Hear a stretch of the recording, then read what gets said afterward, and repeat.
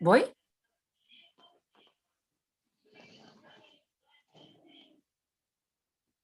Muy buenos días, sean todos y todas bienvenidas a esta segunda edición de Charlas de Ciclos Tributarios, donde se dará a conocer las novedades de Operación Renta 2021.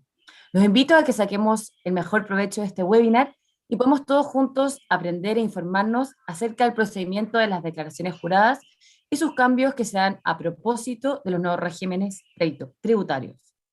Les recordamos que esta actividad se realiza gracias a la función del Servicio de Impuesto Interno y la Cámara Chilena de la Construcción, con el objetivo de dar un espacio a sus socios y su equipo administrativo para que puedan contestar todas sus dudas respecto a las operaciones de renta.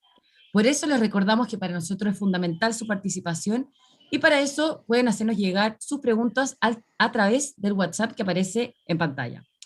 Antes de dar inicio a esta actividad, les comento que la presentación que se expondrá a continuación la podrán descargar y les voy a explicar cómo pueden hacerlo.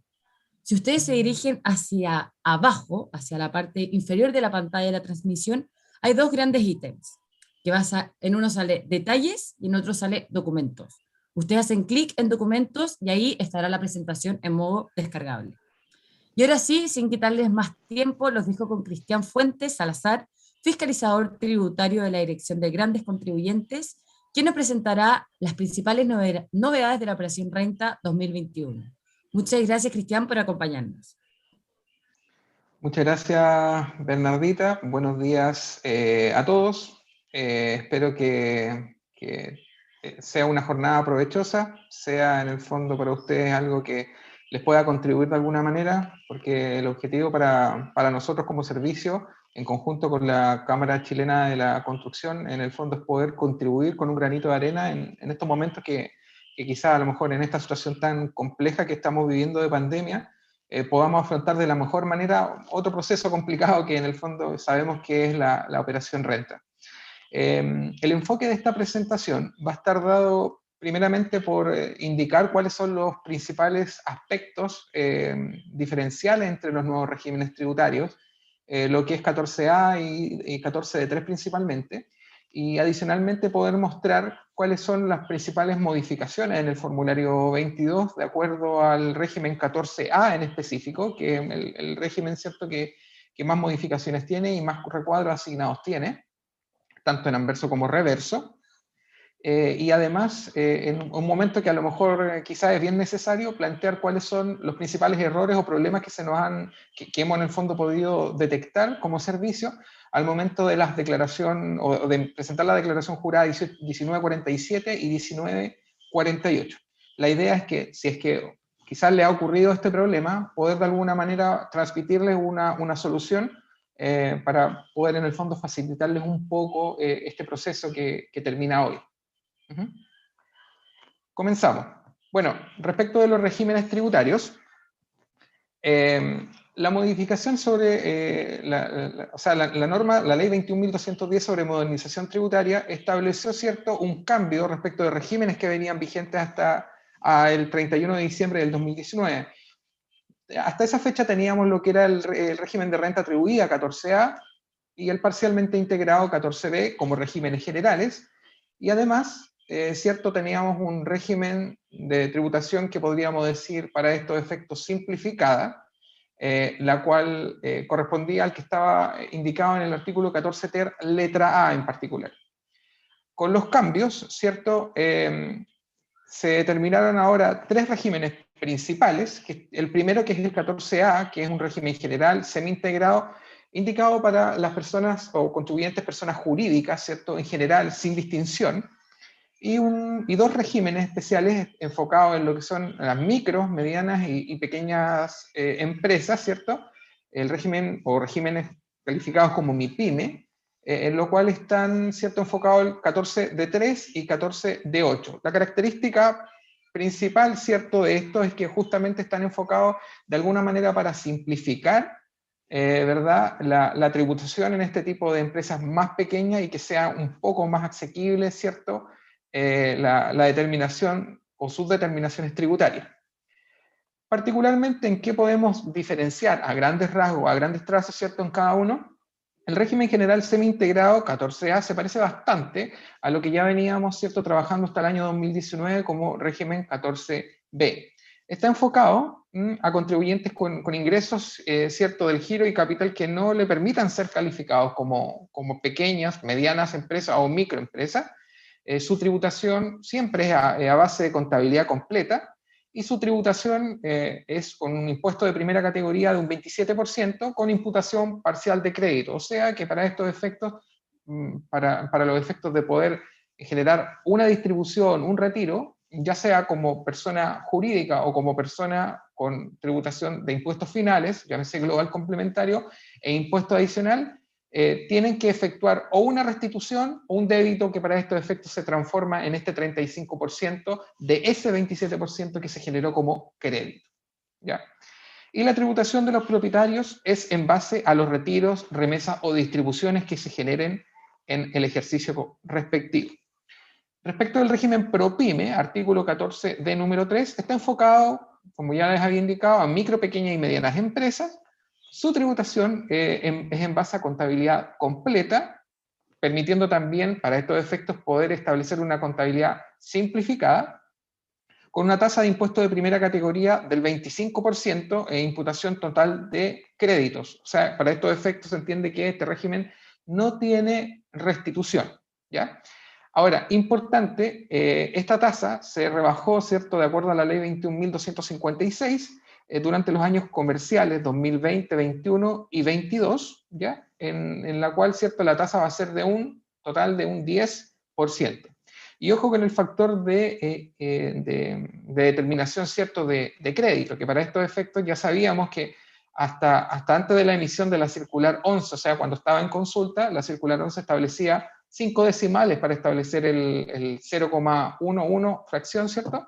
Sin embargo, de acuerdo a la circular 11 definitiva, se estableció con 6 decimales. Es un número quizás ínfimo, un sextodecimal, pero de acuerdo a montos importantes de retiros, remesas, ¿cierto?, puede generar alguna variación en el monto determinado como crédito.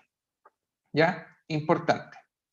Ojo que para establecer un poco la generalidad, todos los factores para estos efectos, después de lo que se dijo en la circular 49 del 2016 y hoy día ya más generalizado, todos los factores se deben determinar con 6 decimales, truncando todo lo que haya con posterioridad, sin aproximación. Una particularidad también, y que inicialmente se había indicado en la circular, sin embargo, después se formalizó a través de la ley 21.256, es que en el caso de que los contribuyentes del régimen ProPyme, 14D número 3, repartiera o distribuyera dividendos o retiros a asociados, ¿cierto?, o relacionados que fueran 14A, por ejemplo, este crédito pasa o muta desde tener no restitución a tener restitución. ¿Ya? Eso es un tema importante que salió y se formalizó en esa ley 21.256. Respecto al régimen ProPyme transparente, está enfocado a los mismos tipos de contribuyentes. Sin embargo, establece una particularidad, que sus socios o sus dueños, ¿cierto?, sean propietarios, ¿verdad?, contribuyentes de impuestos finales, entendiéndose contribuyentes del impuesto global complementario o impuesto adicional. Por naturaleza están liberados de llevar contabilidad completa, aunque pueden optar por llevarla, ¿ya? Y está liberado de determinar impuestos de primera categoría como contribuyente, como persona jurídica, ¿ya? Por lo tanto, los socios o los accionistas son los que se hacen cargo, ¿verdad?, de la tributación con los impuestos finales, sin determinación de crédito por este concepto, o sea, crédito por primera categoría. Bueno, y la tributación de estos propietarios se da en base a la determinación de la RLI que haga la empresa y se asigna, como vamos a ver más adelante, en base al porcentaje de participación en las utilidades o en el capital. Para entrarnos un poco más en el régimen general, entre los requisitos, ¿cierto?, o modificaciones importantes, tenemos ya lo que se ha dicho bastante respecto a lo que es el inciso primero del artículo 31, respecto a los requisitos generales del gasto. Se define, ¿cierto?, o como parte de la definición de gasto necesario para producir la renta, se especifica a aquellos que tengan aptitud para generar esa renta, ya sea en el ejercicio actual o en futuros ejercicios, y se encuentren, lógicamente, asociados al interés, desarrollo o mantención del giro del negocio. ¿Ya? Esto está un poco más detallado en lo que es la circular 53 del año 2020, y también se estableció como parte importante de que los requisitos generales se iban a dar, ¿cierto?, para todos los numerales que compusieran el inciso cuarto del artículo 31. O sea, antes de evaluar, ¿verdad?, todos los numerales teníamos que tener consideración de que los requisitos generales del gasto establecidos en el inciso primero del artículo 31 se tenían que dar para los 14 numerales que componen hoy día este inciso cuarto. ¿Ya? Punto importante, eliminación del PPUA en norma permanente, en el artículo 31, inciso cuarto, número 3, a partir de la T 2025, teniendo una norma transitoria, el artículo 27 transitorio, entre lo que es el año comercial 2020 y 2023. Ahora vamos a verlo en esta operación renta. De hecho, ayer acaba de salir publicada con fecha 1 de abril la circular 19, la cual se mantuvo en consulta hasta el día de ayer, en la tarde salieron estas circulares, y estableció con claridad respecto a cómo determinar, o ejemplifica cómo determinar estos límites. ¿Ya? Entonces, en este momento transitorio, o sea, año comercial 2020 al 2023, vamos a determinar un PPUA, pero más limitado. ¿A qué se refiere como limitado? Vamos a determinar respecto de un límite, la cantidad menor, un 90% de la cantidad menor entre la pérdida tributaria misma o la suma, ¿cierto?, anual de los retiros o dividendos que se hayan percibido para tal efecto. Ojo, y específicamente, ¿cierto?, indica, no, en el artículo 27 transitorio no salía tan claro, pero específicamente la circular 19 ya lo establece claramente con los ejemplos, que el monto, ¿cierto?, para considerar retiros y dividendos tiene que ser incrementado. No puedo comparar el retiro neto respecto de la pérdida tributaria y determinar sobre ambos el 90%. ¿Por qué? Porque si determino un 90% sobre los retiros o dividendos netos, le tendría que sumar el incremento y claramente no serían comparables ambos montos, ¿ya? Por lo tanto, cuando hablo de retiros o dividendos, siempre tiene que considerarse la base bruta, o sea, neto más el monto del incremento asociado en el caso de corresponder. ¿Ya? Este monto del 90% va bajando en cada año de un 90 a un 80 a un 70 y un 50% hasta el año tributario 2024, siendo cero ya en el AT 2025, en el cual ya no va a tener ninguna posibilidad de poder, según lo que está dispuesto en la norma actual, ¿verdad?, de poder determinar un PPUA. ¿Ya? Castigo de deudas incobrables, es cierto, el artículo 31, inciso cuarto, tiene dos consideraciones para poder determinar un castigo o llevar a gasto, ¿cierto?, un monto por este concepto, de acuerdo a un porcentaje de incobrabilidad o de acuerdo a un periodo de tiempo. ¿Ya? Para estos efectos, de acuerdo, ¿cierto?, al porcentaje de incobrabilidad, este servicio emitió la resolución 121 del año 2020, en el cual en su anexo número 2 ejemplifica el registro de los castigos tributarios para poder, el contribuyente que lo pueda considerar para poder, ¿cierto?, determinar esta incobrabilidad entre años que se puedan determinar. Este porcentaje de incobrabilidad está dado en el AT 2021, ¿cierto?, por un rango de incobrabilidad entre 1 a 90 días, 91 a 180 días y 181 a 365 días, particularmente estableciendo un porcentaje de castigo de un 10, 50 y 75%, siendo desde el AT 2022 en adelante un porcentaje, como vemos acá, del 5 al 50% en cada uno. La gracia es que mientras vaya controlando, ¿cierto?, voy a poder llevar esos porcentajes establecidos como gasto, ¿cierto?, como gasto tributario.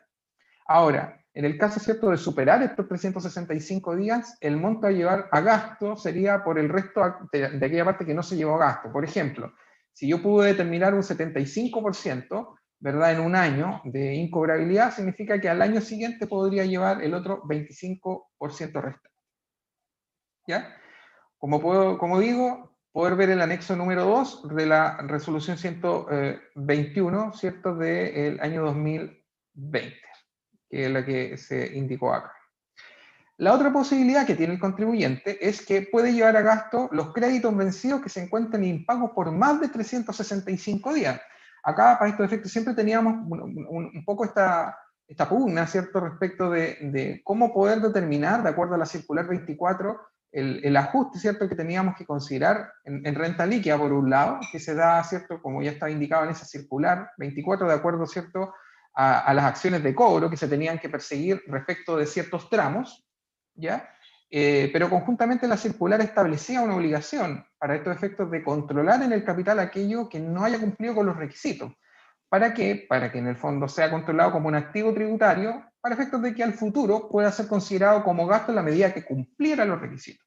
Sin embargo, algunos contribuyentes tenían esta apreciación de no considerarlo en el capital. ¿Por qué? Porque ya para efectos civiles, ¿cierto?, no se tenía la posibilidad de poder perseguir al contribuyente o poder, en el fondo, ejecutar acciones de cobro futuras para poder recuperar esos montos. Sin embargo, estos montos controlados en el capital, de acuerdo a esta norma, que ya por lógica tengan más de 365 días en el fondo de crédito vencido, que se encuentre impago, pueden llevarlo a gasto en el momento, ¿cierto?, o a partir del AT 2021. Así que se espera, ¿cierto?, que gracias a esta norma se puedan llevar a gasto varios montos, ¿cierto?, que se venían controlando en estos capitales propios tributarios. Por otro lado, se mantiene en vigente, como ya indicamos, la circular 24, con sus porcentajes, ¿cierto?, de incobrabilidad para poder perseguir acciones de cobro, y la circular 34 respecto a lo que está indicado en particular frente a los suministros. ¿Ya? Depreciación instantánea. Bueno, frente a eso tenemos el artículo 21 transitorio de la ley 21.210, el 22 transitorio y 22 transitorio bis, que incorporó la ley 21.256 posteriormente a raíz, ¿cierto?, de todas las condiciones de pandemia en verdad que estábamos, ¿cierto?, viviendo, y en el fondo para favorecer, llevar o considerar en gasto las inversiones que el contribuyente determinaba en ciertas fechas. ¿Ya? En particular, el 21 transitorio establecía que era una depreciación, ¿cierto?, que era para bienes nuevos o importados destinados, ¿cierto?, a nuevos proyectos de inversión. La depreciación era instantánea, ¿cierto?, por un porcentaje, que en este caso era el 50%, y se deducen como gasto en el ejercicio en que se haya comenzado la utilización del bien. Ahí hay una distinción. Y se debían considerar, en el caso, ¿cierto?, de un contribuyente 14A, régimen general, los ajustes que correspondieran en el DEDAN, o sea, la diferencia de depreciación acelerada normal. Ojo, yo sé que quizás a lo mejor ustedes ya están en conocimiento de esto, pero para hacer esa comparación y para poder determinar el cálculo del DEDAN, siempre tienen que considerar la depreciación que hayan optado por usar, ya sea acelerada por el inciso cuarto número 5, 5 bis, ¿cierto?, de la ley de impuesto a la renta, o ya sea por el 21 transitorio, 22 transitorio o 22 transitorio bis, la opción que elijan, pero siempre para poder determinar esta diferencia, compararla con la diferencia de depreciación que para estos efectos se determine en términos normales. O sea, yo me voy a la resolución 43 del año 2002 y establezco cuál es la vida útil normal de ese bien y determino como si estuviera depreciando de esa manera, en forma normal. Ese monto que me dé lo calculo, ¿cierto? Y determino la diferencia respecto de esta depreciación que yo elija en base al 21, 22 transitorio o 22 transitorio bis. Y a partir de eso controlo en el DEDAN. No hagan la diferencia, ¿cierto?, para estos efectos respecto de la depreciación que se mantenga para efectos financieros, ya que bien puede ser que no sea igual a la depreciación o normal en cuanto a vida útil o tratamiento de los bienes. ¿Ya? Para que tengan esa consideración. En el caso del 22 transitorio, ¿cierto?, de la ley 21.210, son bienes nuevos, o tienen que ser bienes nuevos o importados para ser instalados físicamente y ser utilizados, ¿cierto?, en la producción de bienes o servicios, exclusivamente en la región de la Araucanía, al menos por 3 años. Y se deprecian en un 100% al momento de la adquisición. ¿Ya? Ahí hay una diferencia. Y finalmente el 22 transitorio bis, que para estos efectos incorporó la ley 21.256, está dado para contribuyentes que declaren renta efectiva según contabilidad completa, ¿ya? Y podrán depreciar los bienes nuevos o importados, ¿cierto?, de manera instantánea e íntegra en el ejercicio de su adquisición, ¿ya? Para hacer una comparación y que puedan en el fondo verlo con detalle, ¿desde qué fecha puede usar cada régimen? Bueno, desde el 1 de octubre del 2019 o adquisiciones del 1 de octubre del 2019 al 31 de mayo, se puede utilizar para estos efectos el 21 transitorio de la ley 21.210, consistente en poder llevar a gasto el 50% del bien desde el momento de la utilización, o poder usar lo que estaba indicado respecto de la adquisición de bienes que sean destinados, ¿cierto?, a la producción de bienes y servicios en la Araucanía, por al menos 3 años, ¿verdad? En ese caso puede ser llevado el bien a gasto por el 100%. A partir del 1 de junio hasta el 31 de diciembre del 2022 es donde nace el derecho a poder utilizar el 22 transitorio bis, que es más beneficioso, por supuesto, porque me permite llevar a gasto el 100% de la adquisición del bien al momento en que ello ocurra, o sea, la adquisición. ¿Ya? Se consultó y fue algo que se incorporó respecto de la circular en consulta para la circular definitiva que estaba en la circular 11 del año 2021, ¿cierto? Que salió en febrero, si no me equivoco, de este año. Que en este caso, ¿qué pasa con aquellos proyectos, ¿cierto?, que sean catalogados como proyectos de inversión, ¿ya? ¿Qué pasa con aquellos que comencé en el 31 o durante el 1 de octubre al 31 de mayo? ¿Y qué pasa con aquellos que continúo con posterioridad? ¿Cómo aplico, ¿cierto?, el beneficio? Y la circular especifica que aquellos que sean recepcionados hasta el 31 de mayo siguen con lo que estaba establecido para estos efectos o en el 21 transitorio o 22 transitorio, y aquellos que se hayan recepcionado con posterioridad, o sea, a partir del 1 de junio al 31 de diciembre del 2022, se determina, ¿cierto?, el beneficio que es la depreciación instantánea por el 100%, o sea, en base al 22 transitorio bis, como para en el fondo aclarar esa situación que se podría producir, y de hecho se produce bastante. Esa fue una de las consultas más recurrentes respecto, perdón, a esa circular. También tenemos lo que son la amortización de los intangibles a partir del 1 de junio del 2020 al 31 de diciembre del 2022, que también estaba incorporado por la ley 21.256. ¿Qué tipo de intangibles? Solamente los que se indican a continuación, que son los derechos de propiedad industrial protegidos conforme a la ley 19.039, derechos de propiedad intelectual protegidos conforme a la ley 17.336 y la nueva variedad vegetal protegida conforme a la ley 19.342. Son este tipo de, ¿cierto?, inversiones en este tipo de derechos o en este tipo de variedades vegetales las que pueden ser llevados a gasto en un 100%, ¿cierto?, a partir del 1 de junio del 2020 hasta el 31 de diciembre del 2022. Por lo tanto, esto no se extiende, digamos, a los intangibles que están incorporados, por ejemplo, en el artículo 31, inciso 4, número 9, dentro de los que se encuentra el goodwill, por ejemplo. ¿Ya? Eso no se considera para estos efectos como beneficio. El goodwill se sigue tratando como un activo intangible, ¿cierto?, como corresponde y de acuerdo a lo que establece ese numeral del 31, inciso 4. Otro punto importante que salió el fin de semana pasado, que se resolvió a través del oficio 780, es respecto de las limitaciones que tenían para la consideración de la remuneración razonablemente proporcionada que se asigna a un socio accionista, ¿cierto?, o empresario individual. Ojo, que efectivamente trabaje en la empresa. Es una de las consideraciones básicas que también está amarrada con lo que es los requisitos básicos del gasto del inciso primero del artículo 31.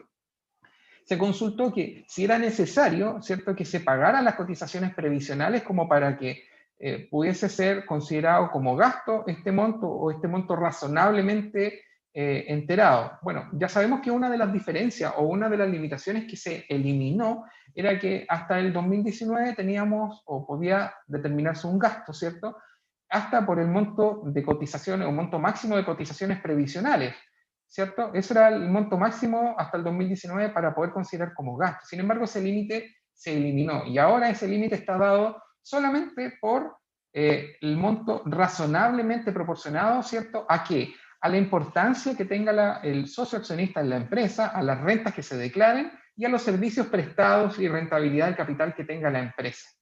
Y también se aclaró que no era necesario que para estos efectos se efectuaran el pago, ¿cierto?, o se efectuaran cotizaciones previsionales como para poder llevar a gasto esta suma. La única limitación es que sea de mercado, ¿cierto?, o sea, razonablemente proporcionado a la importancia de la empresa, rentas declaradas, servicios prestados, rentabilidad del capital. Lo pueden ver en ese oficio, es algo que en el fondo se vino a aclarar. ¿Ya? Solamente como mención y para efectos que lo tengan en presente, tenemos el nuevo numeral 13 del inciso 4 del artículo 31, que especifica gastos por desembolso incurridos por exigencias, medidas o condiciones medioambientales, Esto que en el fondo partió indicándose en la ley 20.780 como parte del inciso segundo del artículo 21, que después la ley 20.899 lo eliminó y lo vino a considerar, o lo tenemos, ¿cierto?, que considerar como parte de los requisitos del gasto hasta esa fecha. En el fondo, según mi apreciación, si bien está indicado como un numeral, ¿cierto?, como una consideración para efecto de determinar los gastos, es algo que cabe de lógica, ¿cierto?, poder evaluar de acuerdo a los requisitos generales del gasto. Y en el caso de no haberse incluido como un numeral 13, uno también tenía que hacer la evaluación de los requisitos generales del gasto para poder, ¿cierto?, determinar su deducibilidad como gasto o no. Así que, en el fondo, es de toda lógica que se haya incorporado, pero independientemente de que no se haya incorporado, no indica que no sea gasto, sino que en el fondo uno puede ir a evaluar las condiciones básicas del gasto y puede en el fondo evaluar si corresponde deducirlo como gasto tributario o no.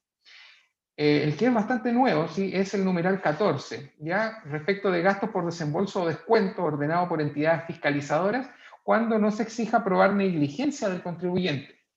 O sea, en definitiva, cuando se declare que el contribuyente que tenga que efectuar esas devoluciones o esos descuentos, ¿cierto?, no sea o no se haya generado por su negligencia, ¿ya? Eso es bastante nuevo porque efectivamente genera bastante controversia con lo que es aplicación de artículo 21 hasta el 2019 y que de alguna manera hoy día, ¿cierto?, viene un poco a clarificar esa situación. Ahora, ojo que cuando se pruebe o se determine negligencia de ese contribuyente, no va a ser posible determinar, ¿cierto?, el gasto o poder deducir como gasto aquellos desembolsos que se hayan producido. Por lo tanto, de alguna manera viene en el fondo a controlar un poco esa situación. Ojo que en ninguno de los casos se aplica artículo 21, por lo tanto el castigo mayor que puede recibir un contribuyente es no aceptarlo como gasto, o sea, y pagar por ende solo primera categoría. ¿Ya? Otra cosa que se constituye como gasto los desembolsos acordados entre partes, ¿cierto?, no relacionadas, que tengan como causa el cumplimiento de una transacción judicial o extrajudicial en cumplimiento de una cláusula o en cumplimiento de una cláusula penal, que también se incorporó. Modificación importante en la tributación del artículo 21, específicamente y más que todo el inciso primero, ya que antiguamente, ¿cierto?, cualquier gasto, ¿cierto?, que era rechazado o que era no aceptado por alguna de las condiciones del artículo 31, inciso primero, o cualquiera de sus numerales hasta el 12 que teníamos en el 2019, y que en el fondo representaron un desembolso efectivo, para esos efectos, mientras no estuvieran incorporados, por supuesto, en el inciso segundo, se iba a determinar una tributación del 40%. Hoy día esa tributación está bastante más limitada, y que es lo que en el fondo persigue mayormente el legislador, poder llevar cierto la tributación de este artículo 21, más que nada al inciso tercero, o sea, perseguir en el fondo a los contribuyentes que efectúen este tipo de gastos y gravarlos con impuestos finales. ¿Ya? Por lo tanto, en este caso, si benefician directo o indirectamente a los relacionados, a la empresa o sus propietarios, se aplica la tributación del inciso primero, pero el inciso primero establece que en estricto rigor, si se beneficia a este tipo de contribuyentes relacionados, ¿verdad? Esos relacionados tenemos que ver si se tratan de contribuyentes de impuestos finales, porque si se tratan de contribuyentes de impuestos finales, estos socios, ¿cierto?, o estos relacionados, en definitiva lo que corresponde aplicar es el inciso tercero, o sea, gravar con global o adicional. Ahora, si el contribuyente no logra acreditar la naturaleza y efectividad del desembolso, ¿ya?, en ese caso se grava con inciso primero, o sea, tasa 40%. Ojo, aquí hay un punto importante respecto a lo que está indicado en el oficio 40 del año 2021.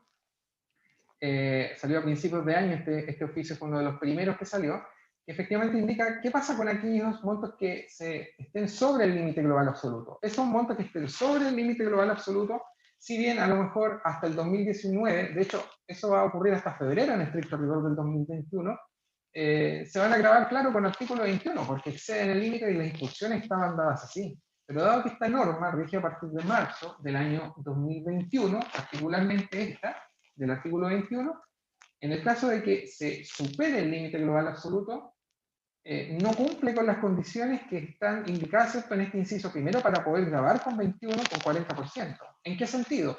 Es que si yo efectúo donaciones, logro acreditar la naturaleza y efectividad del desembolso, porque voy a tener, ¿cierto?, toda la acreditación de los montos que pagué, etc.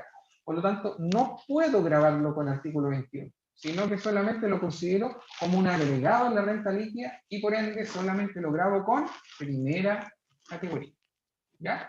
Para que lo puedan revisar. En el inciso segundo, los gastos efectuados por corporaciones y fundaciones chilenas, ¿cierto? Están considerados como gastos rechazados, pero no grabados, ¿cierto? No grabados al artículo 21. Recuerden que el inciso segundo son gastos o hechos no grabados con el artículo 21. Y por lo tanto esos gastos se incorporaron. El impuesto de primera categoría es carácter de voluntario. Sabemos, ¿cierto?, que lo que está establecido en el 14 número 6 de la ley de impuesto a la renta está indicado, ¿cierto?, como un impuesto de la norma y por lo tanto de alguna manera se libera, ¿cierto?, de esta tributación.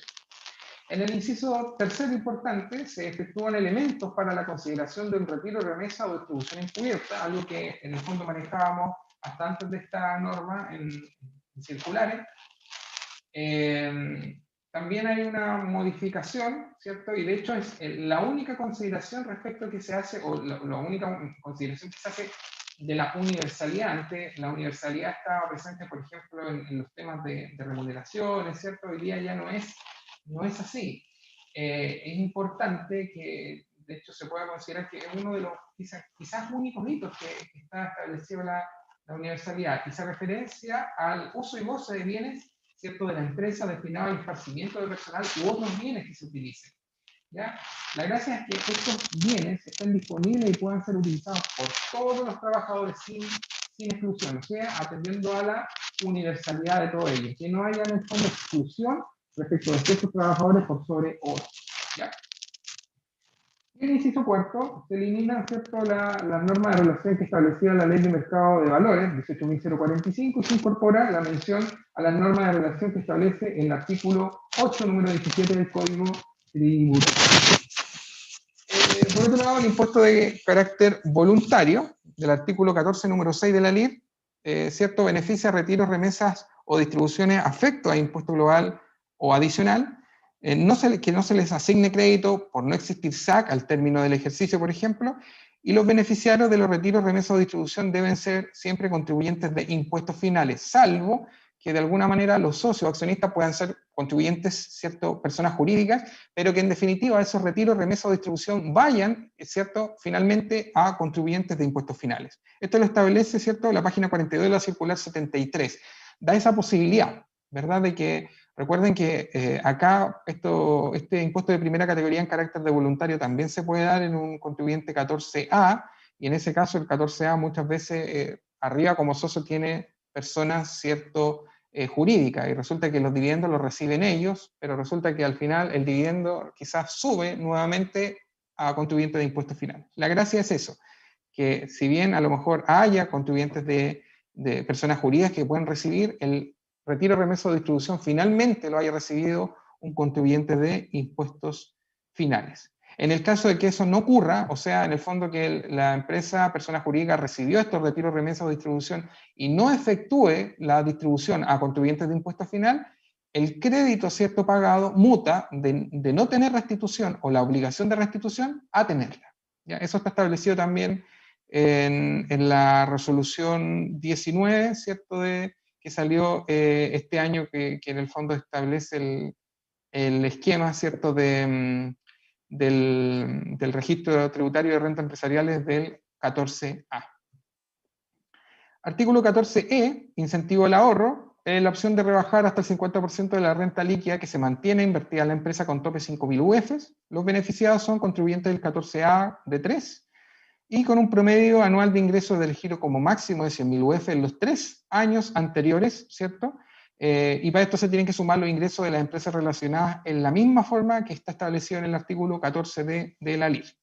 Este beneficio no aplica cuando, ¿cierto?, para estos efectos sus ingresos por este tipo de renta que está indicado acá supera el 20%, o sea, rentas por ingresos por instrumentos de renta fija, posesión, explotación de derechos sociales, cuotas de fondos de inversión o fondos mutuos, acciones, contratos de asociación o cuotas en participación, ¿ya?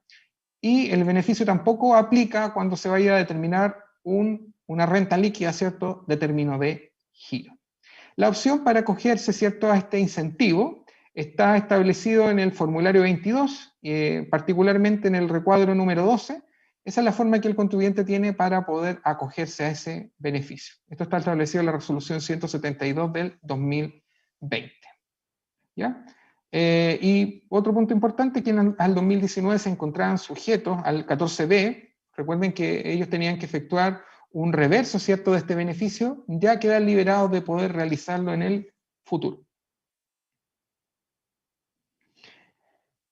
PPM obligatorios, opción de recalcular la tasa de PPM obligatorios. Esto se da particularmente en contribuyentes que hayan experimentado una variación positiva o negativa superior al 30%, ¿cierto? ¿De qué?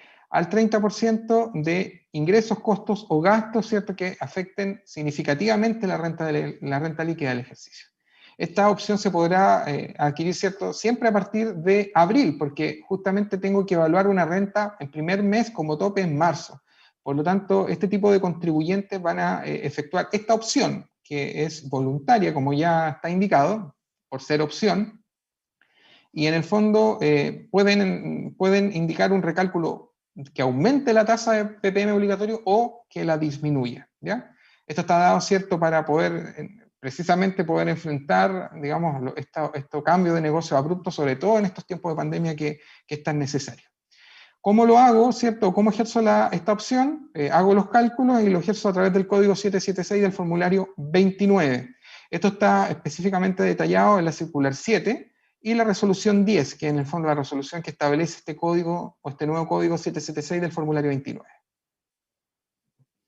El RETRE, o Registro Tributario de Rentas Empresariales, el orden de imputación va a estar dado en lo que está establecido en el 14A número 4 de la Ley de Impuesto a la Renta, ¿cierto? Que en el caso del retiro, remesa o distribución van a imputarse de acuerdo a RAP, RAI, DEDAN, REX y otras cantidades.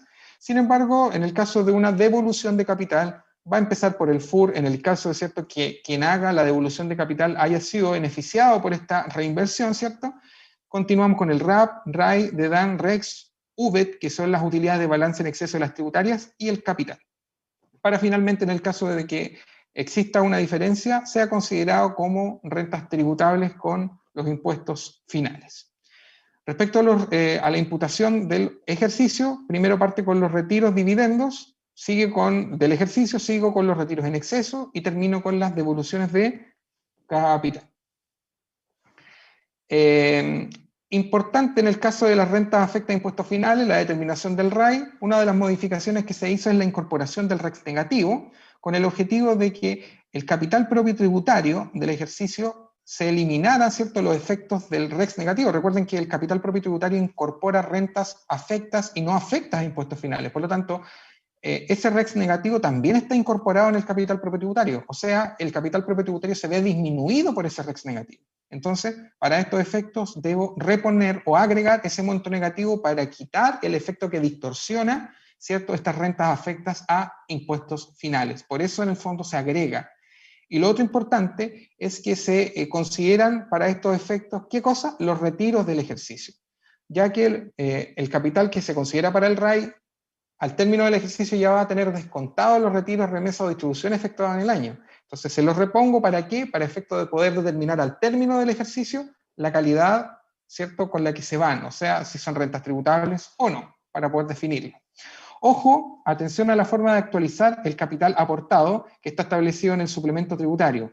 Ya se viene diciendo esto desde la circular 49 del 2016, de que se actualiza el capital desde la fecha del aporte hasta la fecha en que esté determinando este registro. Por lo tanto, se tiene que actualizar entre esos años sin efectuar actualizaciones de año a año. Esa es la instrucción. Registro o diferencia de depreciación acelerada normal, ya hablamos de esto un poco, que en el fondo son las rentas que comparo, ¿verdad? O determino de acuerdo al beneficio de depreciación que yo utilice, acelerada, ¿cierto?, establecida en el 31 inciso cuarto 5 bis, y la comparación, ¿cierto?, entre la depreciación tributaria normal, ¿ya? El registro REX son rentas con tributación cumplida en primer orden de imputación, a continuación rentas exentas y posteriormente ingresos no renta, ¿ya? Acá hay un detallito que podemos ver un poco, con un poquito mayor de tensión. El RAP acumulado, ¿cierto? Y lo que son la diferencia del ex 14 ter letra A, que se traspasen, ¿cierto?, a un régimen actual o 14A, va a incorporar, ¿cierto?, estas rentas que se generan. Recuerda que el 14 ter letra A ya su tributación está cumplida, por lo tanto, son esas dos rentas las que, aún existiendo ISFUT, se van en primer orden, ¿cierto?, para poder imputar en el REX. A continuación, ¿verdad?, tenemos como segunda imputación las rentas percibidas, ya sea por artículo 14b número 1, número 2, o sea, contabilidad simplificada o rentas presuntas.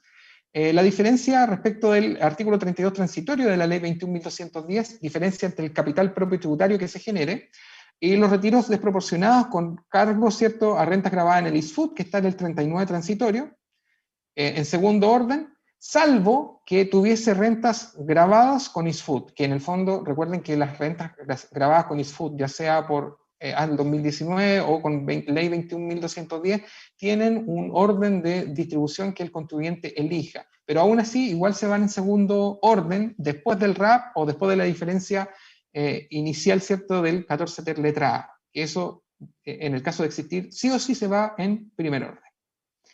A continuación tenemos las rentas exentas de global y afectas a global, que son del artículo 11 de la ley 18.401, ley del capitalismo popular, ¿cierto?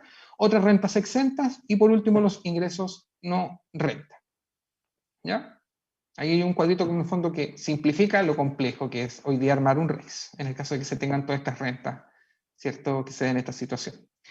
Registro SAC está conformado, ¿cierto?, por el impuesto de primera categoría de la RDI del ejercicio, el impuesto de primera categoría por retiro o dividendos percibidos, el impuesto pagado en el exterior, ¿cierto?, sobre rentas grabadas en dichos países con los cuales, ¿cierto?, de alguna manera tengan créditos que podamos utilizar. Esto está establecido en el actual artículo 41A.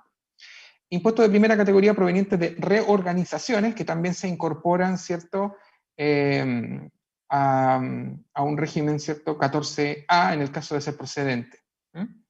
Y aquí ya está algo que ya habíamos dicho, que es cuando se perciba un impuesto de primera categoría de una sociedad acogida al régimen ProPyme de 3, ¿cierto? Recuerden que ese es un régimen que no tiene restitución y lo recibe un 14A, en este caso ese crédito muta de sin restitución a con restitución. Por último, en el registro SAC, ¿cuáles son las imputaciones? Las imputaciones, tenemos aquellos créditos que sean asignados, ¿cierto?, a retiro, remesa o distribuciones, reorganizaciones de empresas, por ejemplo, división, ¿cierto? Y algo muy importante, las partidas del inciso segundo, que son una de las últimas partidas en imputarse, ya sea del inciso segundo del artículo 21 o del inciso primero. Recuerden que hoy día, si bien tenemos los hechos no grabados con el artículo 21 en el inciso segundo, hoy día también vamos a encontrar gastos rechazados en el inciso primero y que no se afectan al 40%, como por ejemplo, ya lo habíamos visto, el exceso del límite global absoluto de las donaciones. En ese caso, recuerden, vamos a tener, ¿cierto?, imputación de SAC para esos gastos rechazados. En lo que es el régimen ProPyme general, que es lo que vamos a ver para no extenderlo, ¿cierto?, en los minutos que nos asignaron para poder dar la charla, los requisitos de entrada: tenemos el capital efectivo al inicio de actividad de 85.000 UF, con un promedio de ingresos brutos del giro máximo de 75.000 UF, y con ninguna posibilidad de exceder las 85.000 UF, ¿cierto?, en ninguno de esos ejercicios. Ojo que esas 75.000 UF se dan antes de ingresar al régimen, ¿verdad? Y también cuando estemos en régimen, considera los ejercicios en régimen, ya para no confundir o no combinarlos para el cálculo. Que el conjunto de ingresos, ¿cierto?, que perciba la pyme, en este caso contribuyentes del D3, en el año comercial respectivo no excedan de un 35% de este tipo de rentas, 20 número 1, 20 número 2, tenencia de derechos sociales o acciones o cuotas de fondo de inversión o participación en contrato de asociación y cuenta en participación. Para el cálculo del promedio anual de ingresos se deben sumar los ingresos brutos del giro percibidos o devengados, ¿cierto?, por empresas relacionadas, de acuerdo al número 8 del artículo 17 del Código Tributario, y por la tenencia, rescate y enajenación de inversiones en capitales mobiliarios, derechos sociales o acciones o participaciones que se hayan recibido. Para la determinación de la base imponible, en estricto rigor, son ingresos percibidos, gastos pagados, más la opción de rebajar el 50% de la renta líquida imponible, ¿cierto?, invertida en la sociedad, o sea, en esto que conocemos como reinversión, pero reinversión en la misma sociedad, o sea, que en el fondo el contribuyente deje la plata ahí, que no la saque a través de retiro o distribuciones. Entonces, tratándose también de operaciones con empresas relacionadas acogidas al 14A, deberán, ¿cierto?, ser reconocidas sobre la base de vengada o base, ¿cierto?, adeudada, ¿ya? Ojo, solamente 14A, no con otras 14 de 3, 14A, ¿ya?, para tener la claridad. Y la base imponible afecta, ¿cierto?, a impuestos de primera categoría con tasa 25 en régimen general, ¿cierto?, pero ojo con la rebaja transitoria al 10% durante los años comerciales 2020 al 2022. Contribuyente que está afecto a las normas, ¿cierto?, del artículo 21, a distinción del de 8, ¿cierto?, que es un contribuyente que no está afecto a estas normas. ¿Ya? Para determinar la base imponible, en el caso, por ejemplo, de las existencias, reconocen como gasto, ¿cierto?, al momento en que estén pagadas, siempre que estén pagadas, ¿ya?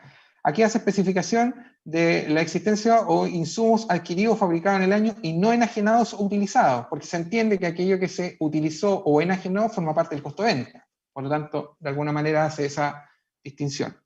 Los activos fijos físicos serán depreciados de forma íntegra e instantánea en el mismo año, ¿cierto?, de su adquisición o fabricación, descontado el 33 bis y, por supuesto, todo lo relacionado a IVA, por supuesto. Siempre que estén, ojo, pagados. Hay una distinción de, ¿qué pasa si, por ejemplo, tomo un crédito con un banco y tomo esa plata y la utilizo para pagar mi activo fijo completo? Eso es gasto en ese momento, y por el 100% del activo fijo, ¿ya? Pero ¿qué pasa si el crédito lo tomo con la misma empresa que adquiero el activo fijo? Ahí voy a llevar a gasto solamente aquellas cuotas que estén pagadas del bien, ¿ya? Solo lo relacionado a la cuota pagada, ¿ya? Por lo tanto, en ese caso, por ejemplo, un bien de 1 millón de pesos lo adquiero en 2 cuotas, 500.000 y 500.000, y en ambas pago 10.000 pesos adicionales de intereses. ¿Cuánto voy a poder llevar a gasto al momento del pago de la primera cuota, que ocurrió en el año 1, por ejemplo?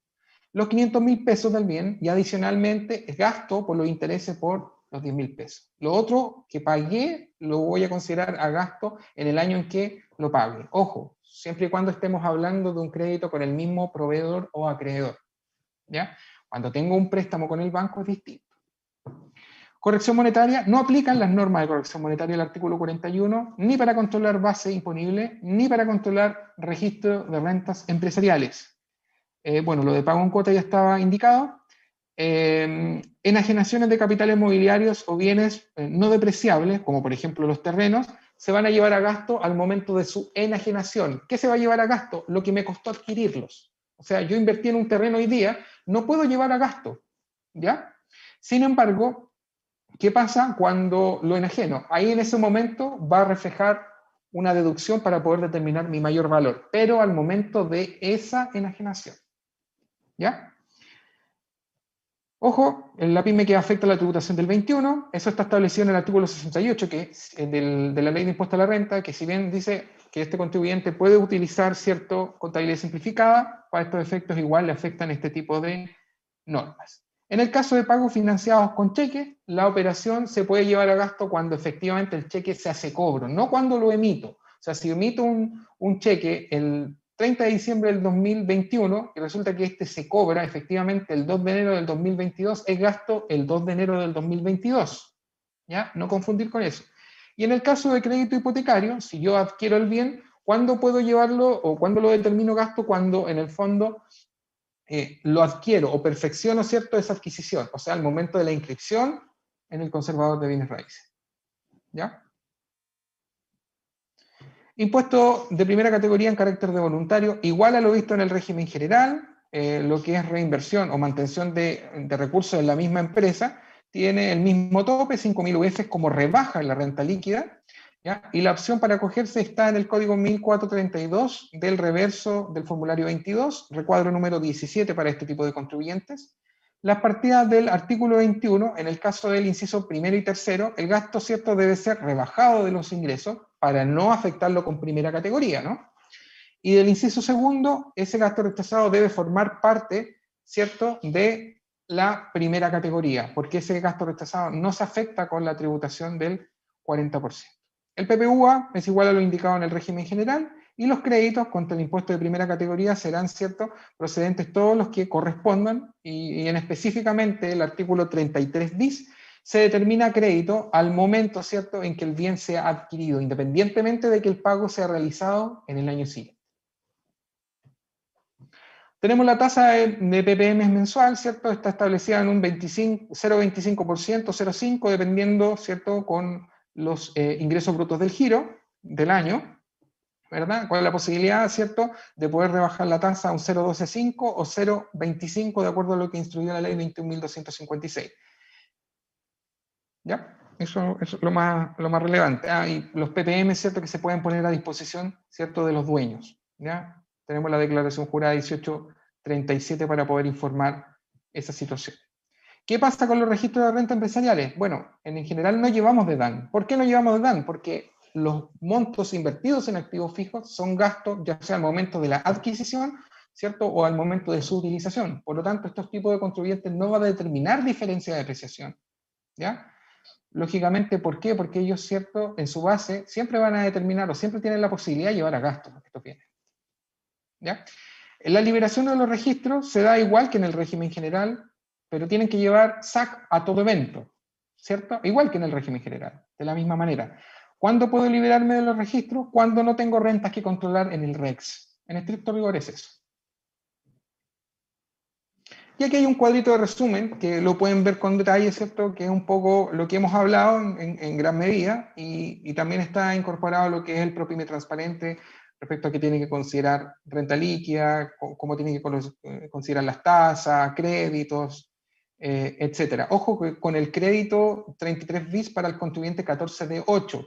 La resolución 97 del año 2020 indica derecho, no indica derecho de devolución, pero si ustedes van a ver el suplemento y los ejercicios, sí hay derecho de devolución. Entonces, como servicio estamos viendo cómo alinear esa situación, porque efectivamente, históricamente el 33 bis nunca ha tenido derecho de devolución, salvo en el gobierno de Eduardo Frei, cuando se fomentó, ¿cierto?, la inversión en este tipo de bienes, que se podía acumular el derecho a imputación en ejercicios posteriores.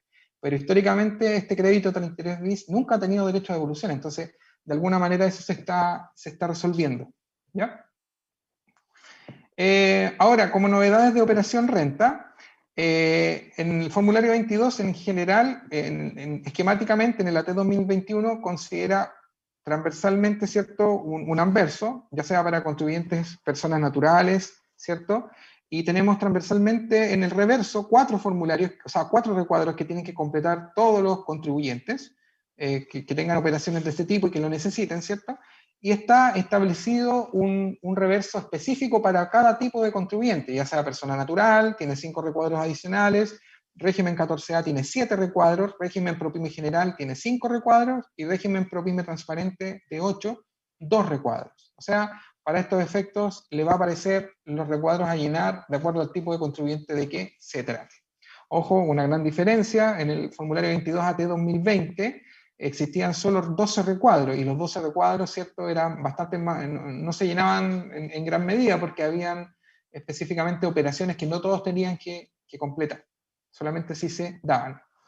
Para ver un poco de detalle, vamos a hacer una pequeña detención en las cosas que se han modificado.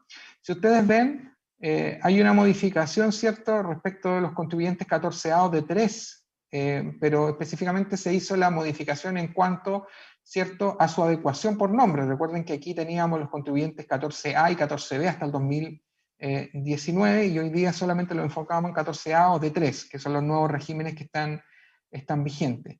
Se hizo una separación en sin derecho a devolución dependiendo si tenía o no la obligación de restitución, ¿ya? Y también se hizo la incorporación de las rentas, ¿cierto?, asignadas propias de terceros. Ojo, renta asignada, eliminamos, ¿cierto?, recuerden el 14A hasta el 2019 que se guiaba por la atribución. En estricto rigor el concepto cambia de nombre, pero en rigor es lo mismo, ¿ya? Opera de la misma manera, pero el nombre, ¿cierto?, de acuerdo a la norma, es asignación y no atribución. ¿ya? Se incorpora, ¿cierto?, en la línea 33, la línea, ¿cierto?, para poder entregar crédito para aquellos contribuyentes que superen, ¿cierto?, un global complementario con un tasa 40%, en aquellos casos que reciban créditos con derecho a restitución para efectos de que la tasa máxima no supere el 44,45% y no llegue al 49,45% como podía darse en estos casos. Por eso se entregó ese 5% de crédito.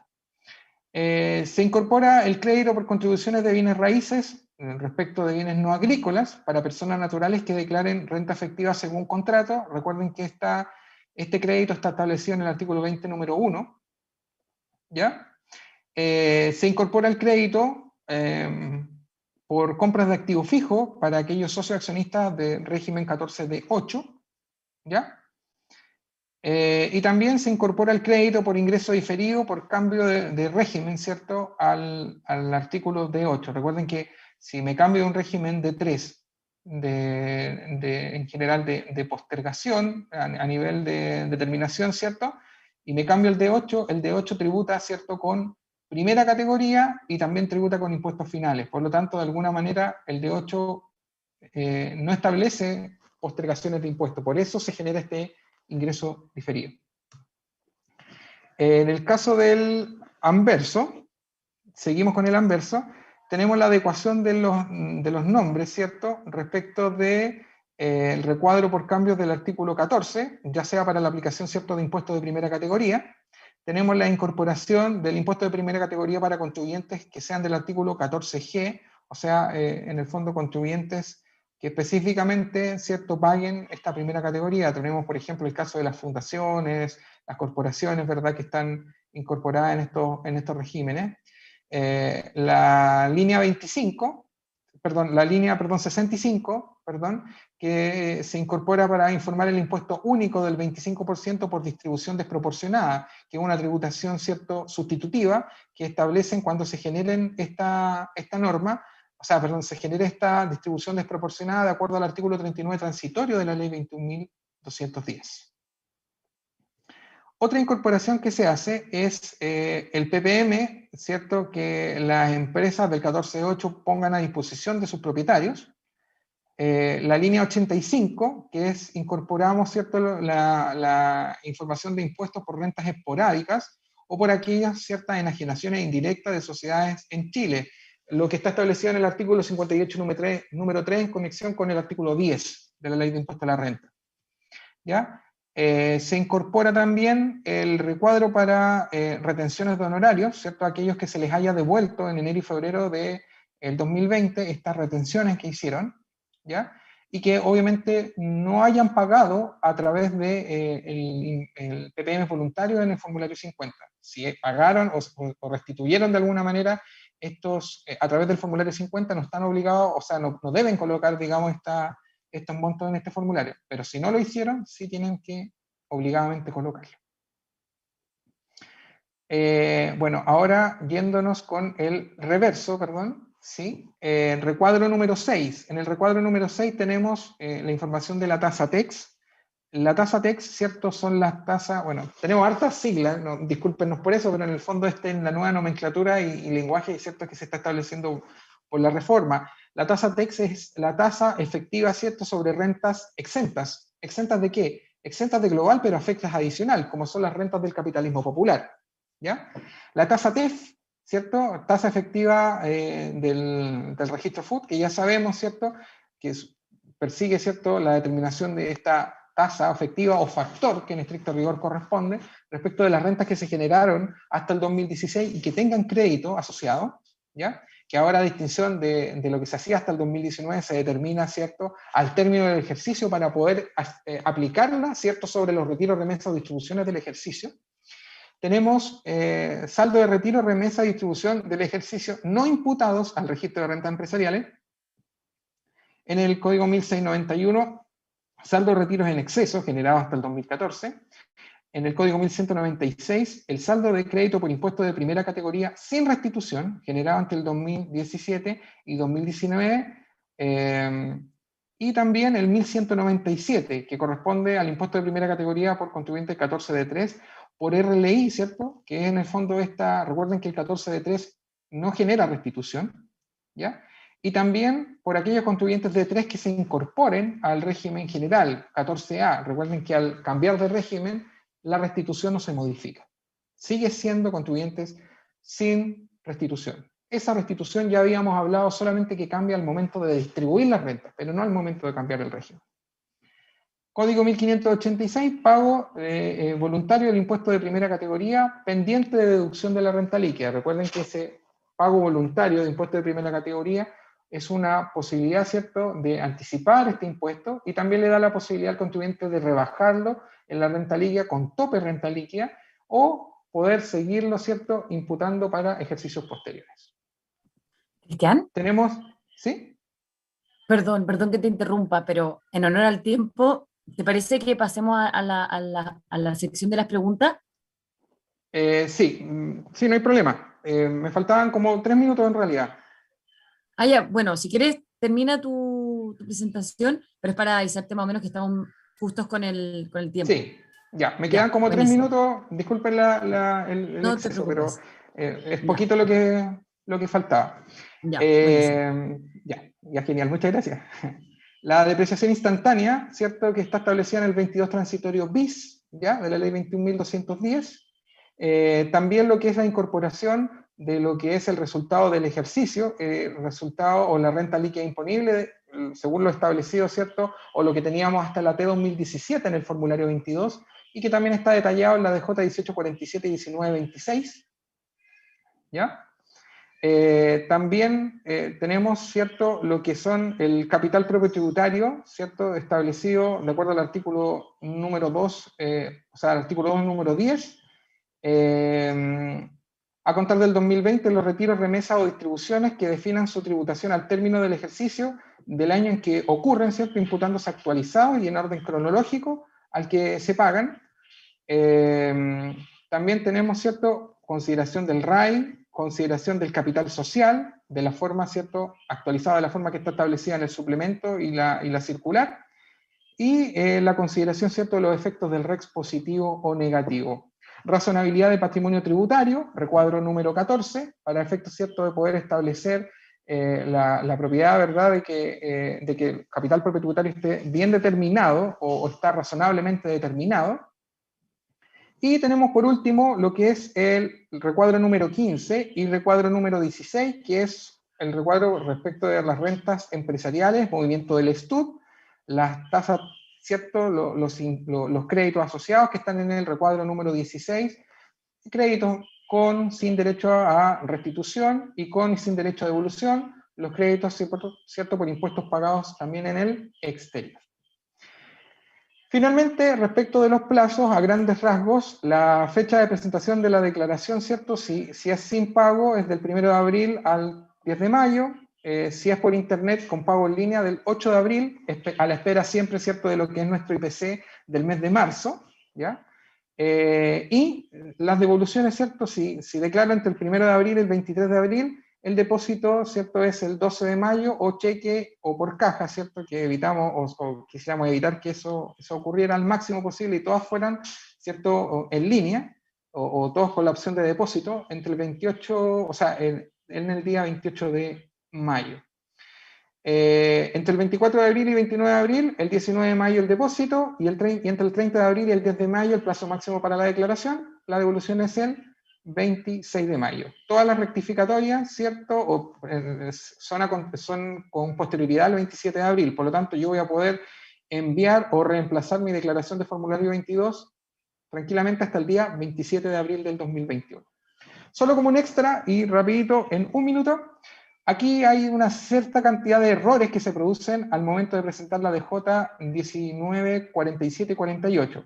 Las más importantes, para efectos de poder resumirlas, hay un error en la DJ 1948 por contribuyentes que no están obligados. De repente hay contribuyentes que no necesitan informar, ¿cierto?, sus retiros, remesas o distribuciones, que para estos efectos, ¿cierto?, recuerden que lo instruyeron en la resolución exenta 98 del 2020, que se envían, ¿cierto?, a través del asistente y les arroja error.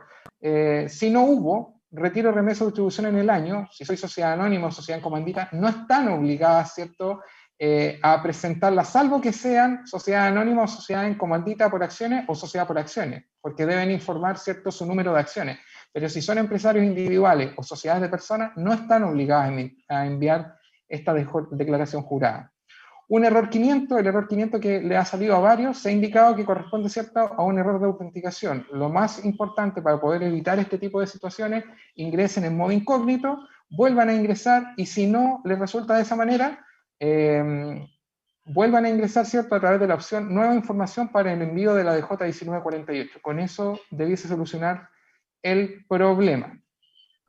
Finalmente, el segundo retiro del 10%, si lo percibieron en enero del 2021 y se estaba considerando como renta afecta en el AT 2021, no, eso debiese ser efectivamente en el AT 2022, pero para poder ver en detalle eso, revisen la información de agentes retenedores que declaran su AFP, ¿ya? Porque nosotros nos basamos en ese dato.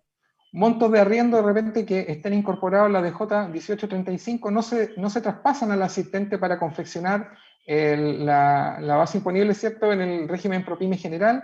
Por favor, en el caso de que eso no se haya podido dar, ingrésenlo a mano para poder en el fondo finalizar el asistente en la declaración. Ahí incluye otros errores bastante frecuentes que de repente pueden verlos en detalle ustedes cuando descarguen esta presentación, y ahí quizás a lo mejor se responden un poco este tipo de inconvenientes. Eso es todo lo que teníamos preparado para ahora. Muchas gracias, Cristian, por tu presentación, realmente muy contundente y queda súper claro todo. Sin duda una temática que da para hablar mucho rato más, pero en honor al tiempo tenemos que seguir con el programa de este webinar. Y les vuelvo a recordar que pueden hacernos llegar todas sus preguntas si les quedó alguna duda de la presentación recientemente expuesta. Acuérdense que pueden hacernos llegar todas sus preguntas a través de WhatsApp. Y ahora cedo el espacio a Camila Ramos, abogada senior de la Gerencia de Asuntos Regulatorios de la Cámara, y ella va a moderar este panel de preguntas. Muchas gracias, Bernardita. Hola, buenos días, Cristian. Hola, Camila. Tengo ciertas preguntas que me han llegado en esta oportunidad por el WhatsApp y otras que me han llegado en otras instancias por parte de los socios. Por ejemplo, una de las preguntas que me ha llegado por los socios en otra instancia, propiamente de nuestros queridos socios de la Araucanía, los cuales, como tú bien explicaste, tuvieron una depreciación íntegra y casi instantánea por la Ley de Modernización Tributaria, y esta, según la diapositiva que tú nos mostraste, operaba propiamente el año 2019 hasta el 31 de mayo de 2020. Luego viene, y terminaba según ese articulado. Mayo. Y luego, sí, hasta mayo. Y luego se genera otro artículo, el artículo 22, transitorio bis. Y este establece una depreciación también del 100%. ¿Estas personas de la Araucanía se le extiende este plazo entonces para poder depreciar de esta manera? Claro, lo que pasa es que hasta mayo, originalmente de hecho hasta diciembre del 2021 estaba establecido este beneficio para la Araucanía. Lo que pasa es que se dio ese beneficio entre el 50% que estaba en el 22 transitorio y el 21 transitorio y el 22 transitorio para la Araucanía. Sin embargo, desde junio en adelante, el beneficio para la Araucanía ya no fue como propiamente tal para la Araucanía, sino que englobó a más contribuyentes. Entonces, la gracia era que no solo se vieran beneficiados solamente las personas de la Araucanía, sino que en general aquellos que invirtieran, ¿cierto?, en bienes a partir de junio del 2021 hasta el 2022 tuvieran el mismo beneficio, o sea, van a poder acceder al 100% de la depreciación. O sea, aquellos amigos que están allá en la Araucanía pueden también acogerse perfectamente a lo que está establecido en el 22 transitorio bis sin ningún problema. Perfecto, o sea, se le extendió, esto que no termina propiamente el 31 de 2020, sino que se extiende hasta el 31 de diciembre de 2022. Para los bienes adquiridos. Exactamente. Para los bienes adquiridos hasta el 31 de diciembre del 2022.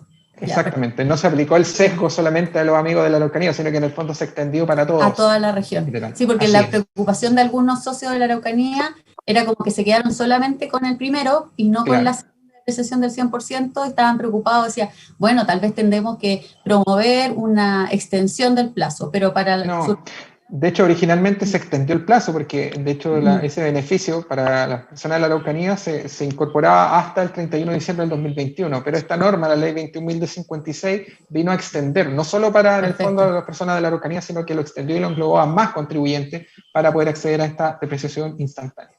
Para todo el país, perfecto. Una pregunta que sí me hicieron por el WhatsApp es, respecto a lo que tú nos explicaste, comentaste, las remuneraciones de los socios que no cotice deberán realizar declaración jurada correspondiente a remuneraciones. Claro, en estricto rigor ahí ocurre como una especie de extrañeza, justamente. ¿Por qué? Porque no existe, o la norma civil no contempla que un socio accionista sea su propio cierto trabajador. Por lo tanto, esto, digamos, es una ficción para efectos tributarios de que pueden asignársele, ¿verdad?, esta remuneración. En el fondo es para poder contemplar en aquellas empresas obviamente más pequeñas, más limitadas quizás, que de alguna manera el capital, ¿cierto?, que aportan los socios o los accionistas, de repente pueda estar al interior aportando ¿cierto?, como parte activa de lo que es la empresa. Entonces, en este caso se beneficia a las remuneraciones, ¿verdad?, que se autodeterminen y con toda propiedad. Ahora, también deberían informarse, ¿cierto?, como parte de la declaración jurada 1887, independientemente que sea contemplado como socio accionista. Perfecto. ¿Y todavía tienen plazo para presentar esa declaración si no lo han presentado? No, ya están fuera de plazo. O sea, sería sí. la persona que preguntó. Hay una comunicación masiva que se dio para ese tipo de efecto. Perfecto, ya. De que también, igual, hoy día como servicio, nuestra intención, ¿cierto?, no es quizás a lo mejor como se ve, o como se veía hasta años atrás, en el fondo, de ser un ente fiscalizador, quizás a lo mejor muchas veces severo, riguroso, que actúa con los contribuyentes. La idea, de hecho, justamente es tener una cercanía, una comunicación para el contribuyente, buscando más que nada que se cumpla lo que está obligado a hacer. Y en el caso de que, de hecho, en esta operación renta, si uno ingresa su declaración personal, de hecho a los que ya la han hecho, incluso uno puede pedir una cita, ¿cierto?, para poder aclarar ciertas cosas, puede pedir un horario. En cierta medida eso es algo que nos llama la atención como servicio, más que nada como para poder tener una cercanía con los contribuyentes y poder aclarar sus dudas. Es parte también de este ciclo de charlas. Perfecto, no, sí, completamente. Otra pregunta que me hacen por WhatsApp. Respecto al cálculo de la corrección monetaria del capital para el cálculo del RAI, no le queda muy claro a uno de nuestros socios y asimismo pregunta, ¿esto está contemplado en el suplemento que indica el procedimiento? Sí. Ya. Así es. De hecho, no recuerdo el número de la página, son más de 360, sí. Pero si no me equivoco está un poquito antes de la 200. Hay un cálculo, de hecho, si uno busca, uno filtra por búsqueda de código 844, que en el fondo el código del capital o el código asociado al capital, no me recuerdo si el código es el mismo, indica cómo actualizarlo. Lo que pasa es que hasta antes de la entrada de la circular 49 del 2016, o sea, antes de lo que fuera la ley 20.899, ¿cierto? Estamos hablando de año comercial 2016, uno tomaba su capital y, por ejemplo, si yo me constituí como sociedad el 2011, actualizo del 2011 al 2012 por el IPC, después tomo el IPC, actualizo el 2012, 13, etc. Entonces, la norma, como está contemplada, dice que yo debo considerar mi capital corregido desde, ¿cierto?, la fecha en que aporté a la fecha en que estoy determinando mi registro. O sea, tomo, por decir así, mi calculadora de la INE, ¿cierto?, del índice, o sea, del Instituto Nacional de Estadística, determino la fecha y el INE me establece un porcentaje. ¿Ya? Y ese porcentaje lo aplico directo desde la fecha, en el fondo, en que aporté mi capital. Entonces, de alguna manera, para bien o para mal, ¿cierto? Eso es lo que está instruido en la norma, y de alguna manera eso va a generar quizá un problema con lo que se venía haciendo antes. ¿Por qué? Porque al actualizar año a año, significa que en el año 1 actualizo, perfecto, en el año 2 actualizo parte de la corrección monetaria que yo ya en el fondo venía determinando, entonces se produce como una escala, ¿cierto? Y una reacción como en cadena que corrijo la corrección monetaria. Es un efecto matemático de cálculo. Sin embargo, al corregir de una y por un porcentaje acumulado es diferente. ¿ya? Entonces, de alguna manera es un cambio en el procedimiento que quizás para los contribuyentes pequeños no va a generar ningún efecto muy nocivo ni matemáticamente muy complejo, pero sin embargo para los contribuyentes que quizás que son más grandes, que tienen capitales aportados muy importantes, ese cambio en porcentaje sí puede generar una diferencia de varios millones de pesos. Sí. Bueno, pero sí, bueno, si está establecido expresamente en el suplemento, ya... Sí, yo creo que en el fondo eso se viene dando porque nosotros teníamos una forma o una adopción de costumbre, ¿cierto? Y que ahora que eso está establecido de otra manera, en el fondo yo creo que algo que quizás no se ha dado, porque esto en estricto rigor debió haberse contemplado del año comercial 2017 en adelante. Y no todos los contribuyentes lo han hecho, de hecho son muy pocos los que lo han realizado, justamente por esta situación. Y además que igual genera una situación anómala, porque por un lado yo tengo el capital y por otro lado tengo el capital propio tributario, y el capital propio tributario yo lo sigo actualizando año a año, entonces genera una discordancia que es poco fácil de poder asimilar. Sí. Oye, Cristian, ya, y la última pregunta, respecto, bueno, No, las que quieras. es por el tiempo. Ya. Bueno, respecto, tú bien hiciste un repaso de los nuevos gastos que reconoce la ley ahora de manera expresa, y dentro de estos te referiste al del artículo 31, número 14, sobre estos montos que se pagan a modo de compensación a los clientes, o sea, no es una multa de beneficio fiscal, y que tiene que ser decretada por una autoridad. Y aquí hay una frase que tal vez sí nos puedes dar más claridad. Dice: cuando dicha obligación legal no exija probar la negligencia del contribuyente. Claro. Ahí, el que tiene que probar, o sea, el contribuyente tiene que probar que no hubo negligencia. ¿Qué en la práctica se refiere a eso? Claro, o sea, en el fondo cuando, pongo un ejemplo, empresa X tiene un problema con un cliente, ¿cierto? Y todo esto se trata en un tribunal, ¿cierto? Independiente, ¿verdad? Que de acuerdo, ¿cierto? A lo que establece por un lado quizá el Servicio Nacional del Consumidor y por otro lado, ¿cierto? Lo que establece la sociedad. Entonces, ambos se supone que tienen su pugna para poder, ¿cierto? Determinar o acreditar, ¿cierto? Por un lado la culpabilidad y por el otro lado la inocencia. Esto lo determina, ¿cierto? Un tribunal, y es el tribunal el que para esos efectos nos sirve para nosotros como para poder definir, oye, ¿hay culpabilidad, hay negligencia del contribuyente o no? ¿Ya? O sea, si por ejemplo hay una devolución en carácter de restitución o indemnizatoria, que para efectos legales, ¿cierto? Tiene tratamientos distintos. ¿Ya? Si claramente tenemos una devolución en carácter de indemnización, claramente hay un perjuicio, y por lo tanto, si hubo un perjuicio, claramente hay negligencia. Entonces, de alguna manera eso no lo definimos nosotros, sino que lo define el mismo tribunal, y en base a eso nosotros calificamos, ¿verdad?, la determinación de si es gasto o no. Ahora, ojo que acá muchas veces la aplicación del artículo 21 era bien común en este caso, cuando había negligencia o cuando en el fondo había restitución, etcétera. Pero en este caso no siempre va a ser así, y por lo tanto esto invita de alguna manera a que esto se solucione por esta vía.